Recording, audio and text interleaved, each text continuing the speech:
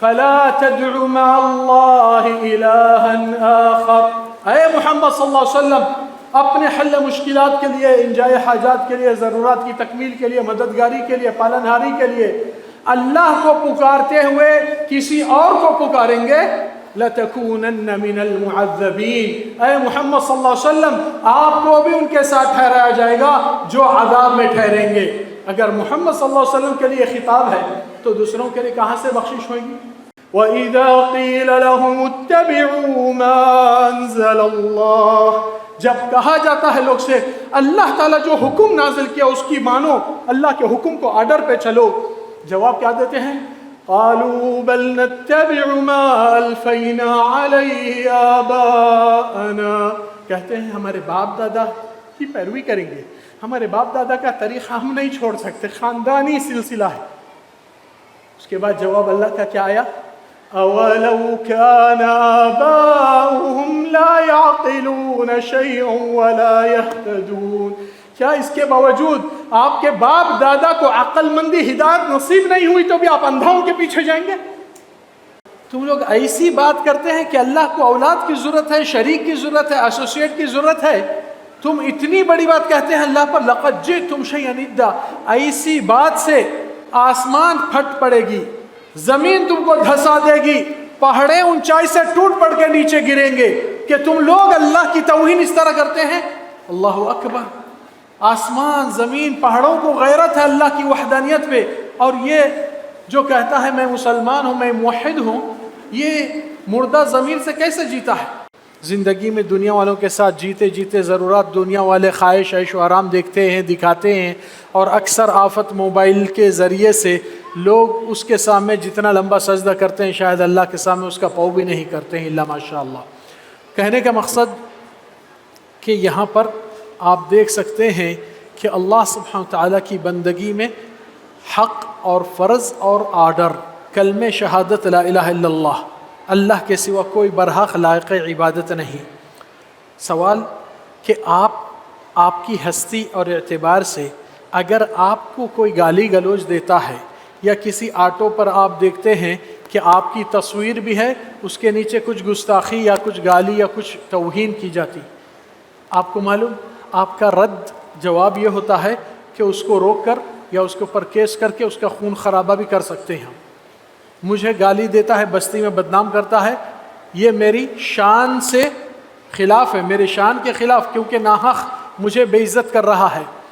اور وہی آٹو پر اگر آپ دیکھیں گے KGN، اللہ تعالیٰ کے سوا کوئی دوسرے بندوں کو نوازنے والے اقرار کیا جا رہا ہے یا اللہ کے سوا غیر اللہ کی طلب کی جا رہی ہے، آپ کو کوئی پرواہ درد نہیں ہوتا ہے، نہ احساس ہوتا ہے کہ نہیں مجھے تو نہیں دیے نہ گالی، یہ اللہ کو گالی دے رہا ہے، نعوذ باللہ۔ تو پھر آپ کئی کے مومن ہیں، غیرت کہاں چلے گئی آپ کی؟ ایک غیرت ہوتی ہے، انسان اپنی بیوی کو بھی حجاب پردہ کرتا ہے کہ وہ میری بیوی ہے، کسی کی نہیں، تو اس کے اوپر اتنے پابندیاں اور محارم غیر محرم اتنا معاملہ آپ لے کے چلتے ہیں، تو یہاں پر اللہ کی توحید کی توہین ہو رہی ہے اور آپ کو ذرا بھی سر کا بال پہ ایک جو نہیں چلتی ہے سر پر۔ اللہ سبحانہ تعالیٰ غیرت مندی کا مثال سورہ مریم میں دے چکے ہیں، آپ دیکھیے وَقَالُوا اتَّخَذَ الرَّحْمَنُ وَلَدًا، یہودیوں نے، نصارہ نے کہا اللہ کو بیٹا پیدا ہوا ہے، اللہ نے بیٹا جنا دیا، جیسا دنیا والوں کو اولاد ہوتی ہے۔ جواب کیا آیا؟ لَقَدْ جِئْتُمْ شَيْئًا إِدًّا تَكَادُ السَّمَاوَاتُ يَتَفَطَّرْنَ مِنْهُ وَتَنشَقُّ الْأَرْضُ وَتَخِرُّ الْجِبَالُ هَدًّا أَن دَعَوْا لِلرَّحْمَنِ وَلَدًا۔ تم لوگ ایسی بات کرتے ہیں کہ اللہ کو اولاد کی ضرورت ہے، شریک کی ضرورت ہے، ایسوسیٹ کی ضرورت ہے، تم اتنی بڑی بات کہتے ہیں اللہ پر لقد جئتم شیئا ادا، ایسی بات سے آسمان پھٹ پڑے گی، زمین تم کو دھسا دے گی، پہاڑیں اونچائی سے ٹوٹ پڑ کے نیچے گریں گے کہ تم لوگ اللہ کی توہین اس طرح کرتے ہیں۔ اللہ اکبر، آسمان زمین پہاڑوں کو غیرت ہے اللہ کی وحدانیت پہ، اور یہ جو کہتا ہے میں مسلمان ہوں، میں موحد ہوں، یہ مردہ ضمیر سے کیسے جیتا ہے؟ زندگی کے بہت سے مصیبتیں پریشانیاں آتے ہیں، مگر اللہ تعالیٰ یہاں تک کہ موت کو بھی حتی اذا اصابتکم مصیبت الموت، موت کا نام بھی مصیبت کہا گیا ہے۔ آپ سے سوال ہے، آپ کی زندگی میں موت سے بڑھ کے کوئی مصیبت ہے؟ ہر کوئی کہتا ہے نہیں، میں بولتا ہوں موت سے بڑھ کے اور ایک مصیبت ہے۔ جانتے ہیں کیا؟ موت سے بڑھ کے بڑی مصیبت کہ آپ اور ہم زندہ رہے اور ہمارا دل توحید سے مردہ جیے۔ آپ اور ہم زندہ رہے اور ہمارے دل میں توحید مردہ جیے۔ یہ کوئی زندگی ہے؟ اللہ کی بڑائی کے لیے پیدا ہوئے، اپنی بڑائی میں مصروف ہو کر غافلوں کی زندگی مت جیے۔ یہ بہت ضروری ہے اپنے آپ کو احساس دلانا، کیونکہ کل کے دن یہ آپ کے آس پاس والے جتنے بھی ہیں کوئی ساتھ دینے والا نہیں، سب آپ کو دفن کر کے پلٹ جائیں گے۔ اور یہی چیز کے بارے میں اللہ سوال کرے گا کہ تو نے جب اللہ کے سامنے جھک کر سبحان ربی العظیم کہتا ہے رکوع میں، کیا تو نے اللہ کو رب عظیم مانا ہے سچ میں، یا جھوٹا دعوے دار تھا، زبان سے صرف کہتا تھا، پھر اللہ کی وحدانیت کے لیے ذرے بھی تبدیلی نہیں آئی تجھ میں، کسی کو نصیحت نہیں کیا، کسی کو موحد نہیں بنایا، کسی کا شرک نہیں مٹایا؟ کیا یہود و نصارہ آ کر آپ کے ایمان کو، اسلام کو درست کریں گے؟ آپ کس کام کے؟ جنت پھگڑ میں نہیں ملے گی، بغیر مزدوری کے تنخواہ آپ نہیں دیتے ہیں۔ کتنی حقائق ہے، سچائی ہے، کڑوی ہے، یہاں پر کڑوائی کو بہادر لوگ قبول کر کے اپنی اصلاح کرتے، درست کرتے۔ مشرک لوگوں کو توحید کی دعوت دینے کے لیے میں صرف چند پوائنٹ دیتا ہوں اور آپ اس پوائنٹ کو پہنچائیں گے، یقین مانیے مشرک خود پلٹ کر توحید پہ آتا ہے۔ پہلی ایک مثال قرآن سے بھی ہے، اور ایک عقلی مثال بھی ہے، اور ایک حدیث کی مثال بھی ہے۔ عقلی مثال، آپ وہی شخص چاہے مرد رہو یا خواتین رہو، عورتیں رہو، اس مرد حضرات سے پوچھئے، ارے بھائی اگر آپ کی بیوی ایک دن آپ کو ایسا کہہ دے کہ میں آپ کی بھی بیوی ہوں، آپ اس کو رکھتے؟ میری بھی بیوی یعنی کیا مطلب؟ میرے علاوہ اور بھی شوہر ہے، جا اس کے پاس، جا دفع ہو جا، میرا وہ صورت نہیں دکھانا۔ کیوں؟ شرک برداشت نہیں ہوتا، میرے ساتھ کسی اور کو جڑاتی ہے۔ انسان فطرتاً شرک کو نہیں قبول کرتا اپنی زندگی کے لیے، اللہ کے ساتھ کیسا جڑاتا ہے غیروں کو، کہ اللہ تعالیٰ مدد نہیں کر سکتے، وہ ولی مدد کر دیتا، وہ ان کے فیض عام سے ہم کو مدد ہو جاتی۔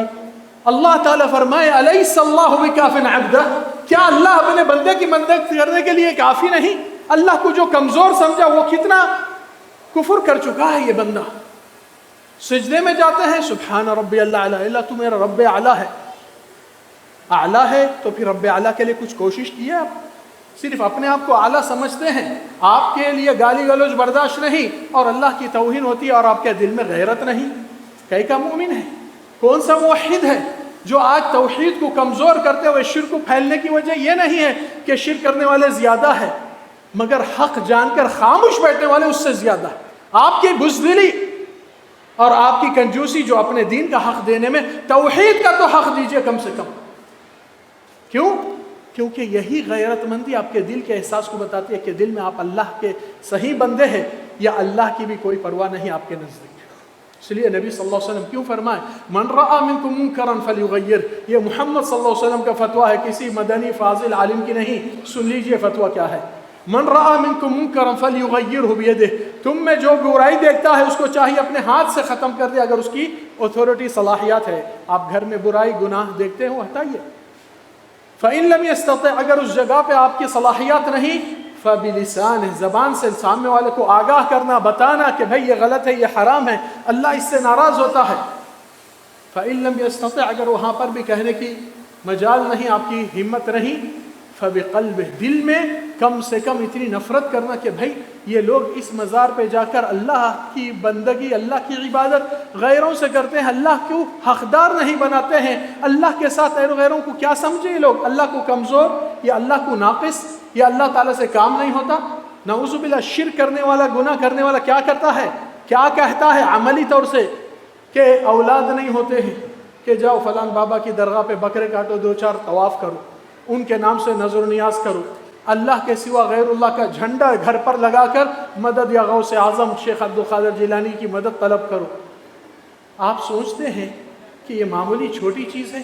زمین پر سب سے بڑا کفر اور شرک یہی ہے اس لیے تو اس کے لیے آپ کا جینا مرنا، آپ کی محبت و احساس اور غیرت مندی آج سے پیدا ہونا ضروری ہے۔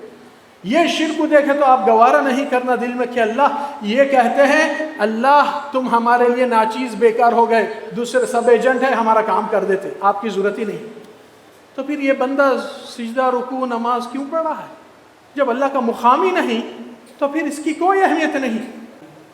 حقیقت ہے یہ فطری انسانی طور سے یہ شراکت کو کوئی قبول نہیں کرتا انسانوں میں۔ اور پھر حجت کیا کہتے ہیں؟ نہیں ہمارے باپ دادا غلط تھے کیا؟ اگر ہم چھوڑیں گے طریقہ، لوگ بولیں گے ہم باپ دادا کا طریقہ چھوڑ دیا، خاندان بھی پلٹ جاتا، ہمارا گراک ہماری رشتہ داری کٹ جاتی۔ میرا ایک چھوٹا سوال ہے، آپ میں اگر حقیقت میں باپ دادا کا اتنا احترام اور اتنی عزت ہے، اگر آپ میں دم ہے، آپ کے باپ دادا جو کاروبار کر کے نقصان کر لیے زمینوں کا، پیسوں کا، کسی بزنس کا، آپ بھی وہی کاروبار کر کے نقصان بتائیے، کیا بولتے آپ؟ نہیں ہمارے باپ دادا کو کسی نے الو بنا دیا تھا، وہ بےخوفی کر لیے، ان کو نہیں معلوم تھا۔ اگر باپ دادا کا طریقہ دنیا کا نقصان کرتا ہے، ان باپ دادا کا طریقے کی ایسی کی تیسی، جنت کا نقصان ہو رہا تو بےخوف کیوں پیچھے جاتا ہے تو؟ اتنا عقل سمجھ نہیں؟ اللہ تعالیٰ اس کا جواب بھی دیا ہے قرآن میں، سورہ بقرہ آیت نمبر 170 پہ 170۔ وَإِذَا قِيلَ لَهُمُ اتَّبِعُوا مَا أَنزَلَ اللَّهُ، جب کہا جاتا ہے لوگ سے اللہ تعالیٰ جو حکم نازل کیا اس کی مانو، اللہ کے حکم کو آرڈر پہ چلو، جواب کیا دیتے ہیں؟ قَالُوا بَلْ نَتَّبِعُ مَا أَلْفَيْنَا عَلَيْهِ آبَاءَنَا، کہتے ہیں ہمارے باپ دادا کی پیروی کریں گے، ہمارے باپ دادا کا طریقہ ہم نہیں چھوڑ سکتے، خاندانی سلسلہ ہے۔ اس کے بعد جواب اللہ کا کیا آیا؟ أَوَلَوْ كَانَ آبَاؤُهُمْ لَا يَعْقِلُونَ شَيْئًا وَلَا يَهْتَدُونَ، کیا اس کے باوجود آپ کے باپ دادا کو عقل مندی ہدایت نصیب نہیں ہوئی تو بھی آپ اندھاؤں کے پیچھے جائیں گے؟ یہ جواب ہے اللہ کا۔ پھر اس کے ساتھ ساتھ ایک قرآنی مثال لے لیجئے، آپ دیکھتے ہیں کہ لوگ اللہ کے سوا غیروں کی جو مدد طلب کرتے ہیں نا، انبیاء اولیاء کے نام سے، تھوڑا بھائی یہ توحید کا معاملہ ہے، ذرا غور سے رب العالمین نبی کو کیا خطاب فرمائے؟ فَلَا تَدْعُ مَعَ اللَّهِ إِلَٰهًا آخَرَ، اے محمد صلی اللہ علیہ وسلم اپنے حل مشکلات کے لیے، انجائے حاجات کے لیے، ضرورات کی تکمیل کے لیے، مددگاری کے لیے، پالنہاری کے لیے اللہ کو پکارتے ہوئے کسی اور کو پکاریں گے، لَتَكُونَنَّ مِنَ الْمُعَذَّبِينَ، اے محمد صلی اللہ علیہ وسلم آپ کو بھی ان کے ساتھ ٹھہرایا جائے گا جو عذاب میں ٹھہریں گے۔ اگر محمد صلی اللہ علیہ وسلم کے لیے خطاب ہے تو دوسروں کے لیے کہاں سے بخشش ہوئے گی؟ چلے اور ایک مثال لے لیجئے، یہ مثال سے انشاءاللہ بات سمجھ میں آتے ہیں، جس کو بھی سمجھانا ہے چاہے تو آپ اس کی ویڈیو بھی کلپ بنا کر بھیج سکتے ہیں۔ واقعہ نبی صلی اللہ علیہ وسلم کے زمانے کا جو حدیث میں آپ کو سنا رہا ہوں، نبی صلی اللہ علیہ وسلم کے پاس ایک منافق کا سردار تھا، عبداللہ بن ابی بن سلول۔ وہ منافق کا سردار کا انتقال ہو جاتا ہے، انتقال ہونے پر ان کا بیٹا صحابی تھا، منافق نہیں تھا۔ وہ بیٹا آیا اور کہا اے اللہ کے نبی میں آپ کے سامنے 2 درخواست لے کر آیا ہوں۔ سنیے بھائیو کیا کہہ رہا ہے یہ صحابی نبی صلی اللہ علیہ وسلم سے کہ اللہ کے نبی میرے والد صاحب کا انتقال ہو گیا ہے، میں آپ سے 2 درخواست لایا ہوں۔ پہلی درخواست کہ اے محمد صلی اللہ علیہ وسلم آپ جو قمیص مبارک پہنے ہیں آپ کے بدن پہ ہے، یہ قمیص مبارک میں چاہتا ہوں ابو کو کفن پہناؤ، اور دوسری درخواست آپ خود تشریف لائیے جنازے کی امامت کیجئے، محمد صلی اللہ علیہ وسلم کی امامت۔ نبی صلی اللہ علیہ وسلم گئے، اپنا قمیص مبارک اتار کر دے دیے، اسی میں اس کو کفن پہنایا گیا۔ پھر رسول اللہ صلی اللہ علیہ وسلم خود تشریف لائے جنازے کی نماز کی امامت کے لیے۔ اب محمد صلی اللہ علیہ وسلم سید الانبیاء، سید الاولیاء، سارے کائنات کے سرفہرست شخصیت ہے، ان کے ہی قمیص میں اس کو دفن کیا جا رہا ہے، کفن بنایا گیا، اور نبی صلی اللہ علیہ وسلم نماز جنازے کے لیے حاضر ہے۔ وہاں پر عمر فاروق رضی اللہ عنہ بیچ میں کھڑ گئے اور کہنے لگے اللہ کے نبی ہرگز اس منافق پر آپ نماز جنازہ مت پڑھیے، نہیں تو سارے منافقین کی ہمت افزائی ہو جائے گی کہ ہم منافقت کی چال چلن کریں گے اور نبی کی دعا بخشش ہو جائے گی۔ تو نبی صلی اللہ علیہ وسلم عمر کی رضی اللہ عنہ کی بات نہیں مانے اور آگے بڑھے، بولے عمر آپ کون ہو تو مجھے روکنے والے؟ نبی صلی اللہ علیہ وسلم امامت کی ہے۔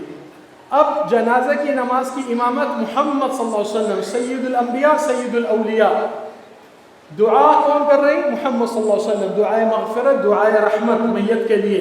اور میت نبی کے قمیص میں کفن میں بنایا گیا ہے. آپ کو معلوم نبی صلی اللہ علیہ وسلم اس جنازے کی نماز سے سلام پھیرتے ہی آپ قرآن کھول کر دیکھیے آیت نمبر 80 سورہ کا نام سورہ توبہ. حکم کیا آیا جانتے ہیں؟ استغفر لهم او لا تستغفر لهم. اے محمد صلی اللہ علیہ وسلم ایسوں کے لیے آپ مغفرت مانگے یا نہ مانگے؟ ان تستغفر لهم 70 مرة فلن يغفر الله لهم.